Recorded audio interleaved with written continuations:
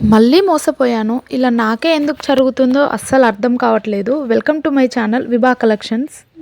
మా రిలేటివ్స్‌లో ఒకరైతే ఒక రిఫరెన్స్ పిక్ పంపించి సేమ్ ఇలాంటిదే కస్టమైజ్డ్ ఇన్విజిబుల్ చైన్ కావాలి అని చెప్పేసి అడిగారు. సో, నేనైతే వాళ్ళకి చేస్తాను ఓకే అని చెప్పేసాను. సేమ్ ఇదే పెండెంట్ అండ్ ఇదే ఇలాగే లాకెట్ కావాలి అని చెప్పారు. సో, నేనైతే ఈ లాకెట్ నా దగ్గర లేదు అని చెప్పేసి నేనైతే ఆర్డర్ పెట్టాను. వాళ్ళు పంపించిన రిఫరెన్స్ పిక్‌లో అయితే ఇలా గ్రీన్ టాబ్లెట్ బీడ్స్ అయితే యాడ్ చేసున్నాయి. సేమ్ నేను అలానే యాడ్ చేశాను ఫస్ట్.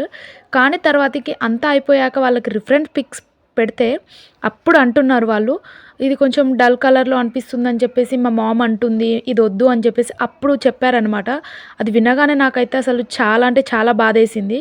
ఇలాంటివి చూసినప్పుడు ఎలా అంటే అసలు రిలేటివ్స్‌ని ఏం అనలేక, వాళ్ళతో ఏం ఆర్గ్యుమెంట్ చేయలేక చాలా అంటే చాలా మనమే బాధపడుతుంటాము. వాళ్ళు పెట్టిన రిఫరెన్స్ పిక్‌లో అయితే దీని కాస్ట్ వచ్చేసి 399 ఉందండి. నేనైతే జస్ట్ 250 రూపీస్‌కే చేస్తానని చెప్పాను.